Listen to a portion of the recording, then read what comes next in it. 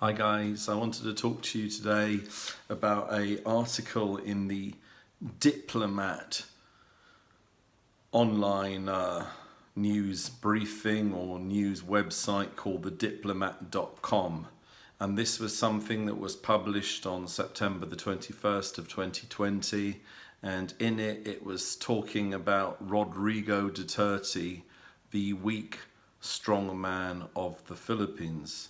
And it was talking about the announcement of the resignation of the Japanese Prime Minister Abe Shinzo, and it was going on about the health of the President of the Philippines yet again, where he said recently that his condition was nearing stage 1 cancer.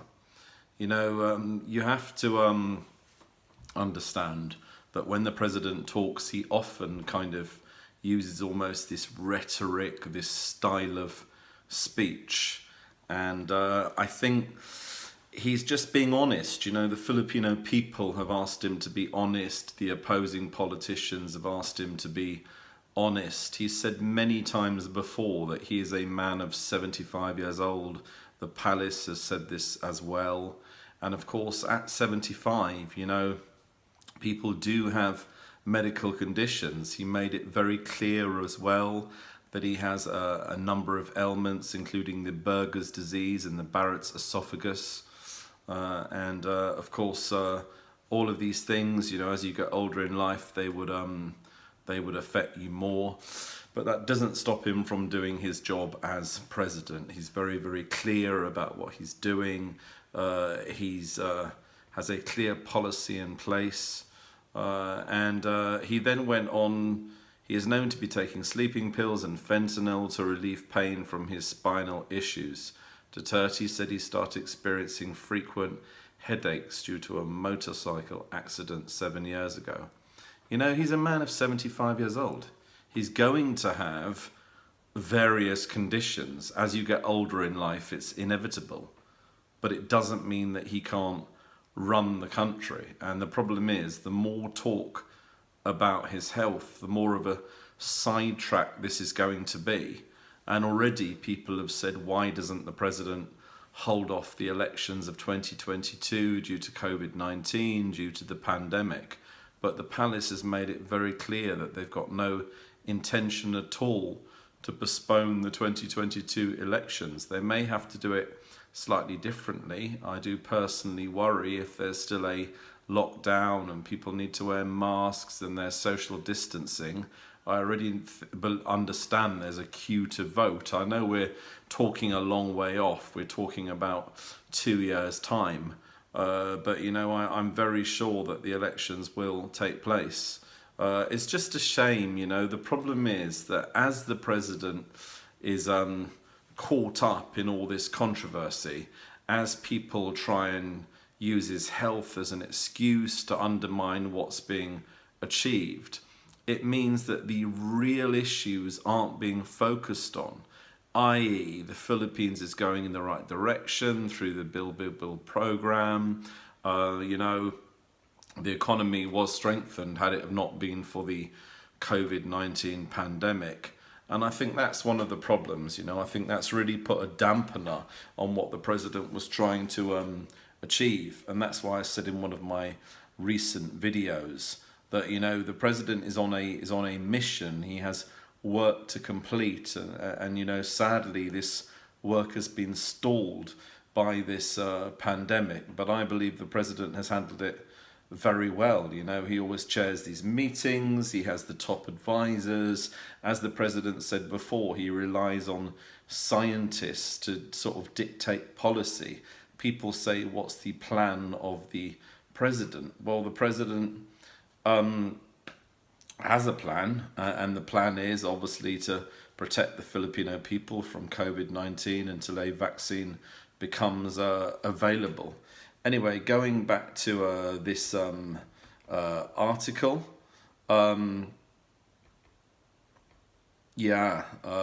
I can say is that there's lots of fake news at the moment. There's lots of rumours surrounding the health of the president, and it says this in this article as well. Despite the nagging rumours about his serious illness, the palace has refused to release a medical bulletin about the president's health. And recently there was a petition which was also junked by the Supreme Court. You know, it's in the Constitution, isn't it, really? Should the president become really sick or incapacitated, then clearly then the vice president would need to take over. But President Duterte is not incapacitated at all. He chairs meetings, he attends events, he's leading from the front. It's just a shame that there are those who oppose him, who make these claims that he's not doing very well and that he's got this serious illness. But obviously that's not true, because you always see him at events, you always see him speaking, you always see him going out there and running the country. But it just seems to be he's dogged down with this controversy. It just seems to be that while people are throwing these accusations against him, the real work that he needs to achieve, you know, his government are constantly having to deal with all this fake news concerning him. And it's just rather a shame. I just wish the opposition, I just wish people would leave him alone to do his job, because right now he has a very difficult job to do. In spite of the COVID-19 pandemic, you know, the job of the Philippines still continues. You know, the thing that needs to be said is the rescuing of OFWs who've been stranded in other countries. So far, is it up to 130,000 maybe people have been repatriated back home to the Philippines, and I think the president said that half of those who need to be repatriated have been. And this work still continues. And you know, you've only got to look on YouTube, you've only got to hear the stories of these OFWs to say they're being treated incredibly well. They're being given free hotels, free testing, they're being looked after, they're being repatriated, they're being given food. You know, people say, what is the plan of the president?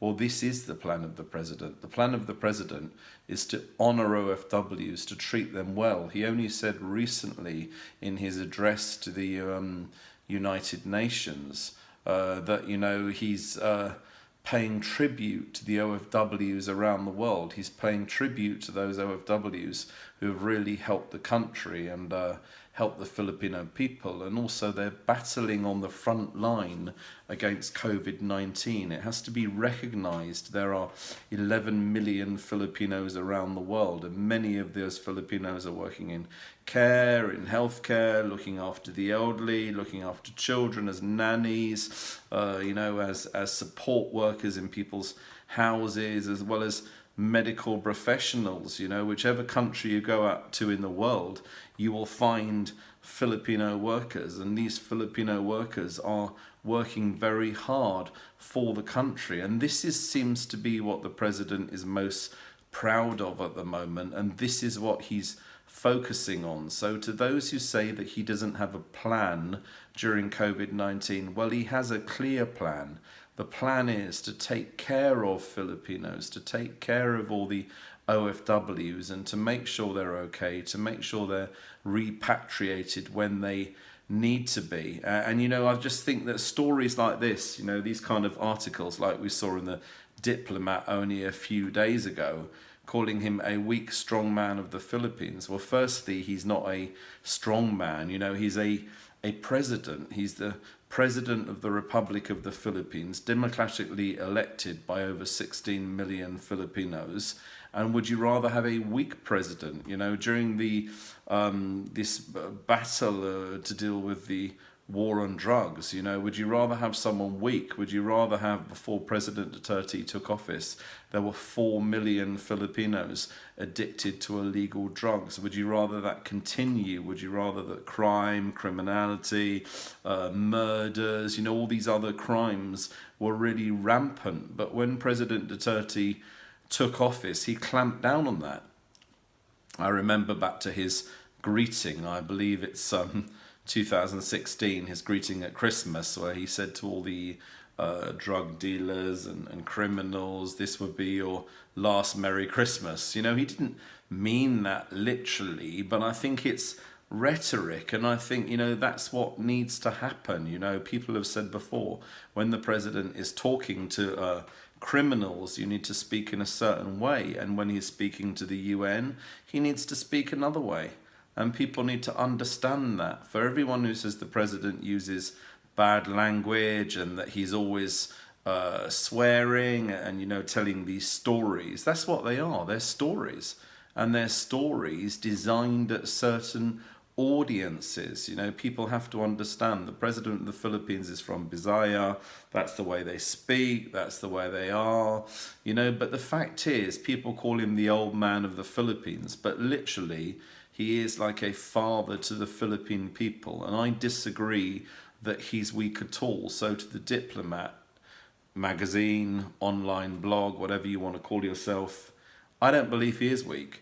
I think he's very strong. Considering he's 75, you tell me how many 75-year-olds you know who can be president of a country, who can lead the people in times of a pandemic, and these YouTube videos I'm doing, it's just a way of giving my own personal opinion. It's a way of commentating on the latest happenings and political matters. And, I think we need to continue doing this. I think we need to continue showing our support for the president, for the country, for the Philippines.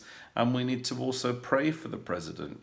During this difficult time, we need to pray for his strength and his health, and as he's often said, he's not afraid to stand up there and admit that he does have health conditions. He's not afraid to admit that for a 75-year-old man, he's not perfectly healthy. In fact, the palace have said this before, the president is 88% healthy. Well, you tell me how many other 75-year-olds are 88% healthy. The Philippines is doing very well under President Duterte. And I just think it's a bit of a shame, a bit of a sideline that there are all of these stories and newspaper features. I really would like to see a day when only good news was shared. I'd like to see a day when, for example, if there was a new hospital opening, if there were,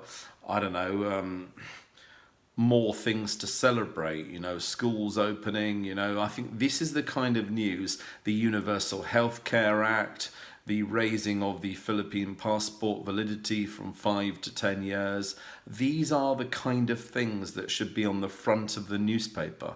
This is the kind of news that should be on the headline of CNN, that the president is doing very well. The president has a popularity rating of 80%, and I just think it's a sad that commentary like this in the Diplomat would find a story in spreading, not fake news is not the right word, but would enjoy putting out these kind of stories in the midst of a pandemic, when realistically the people should be working together for the best of the country. And I think stories like this are unhelpful.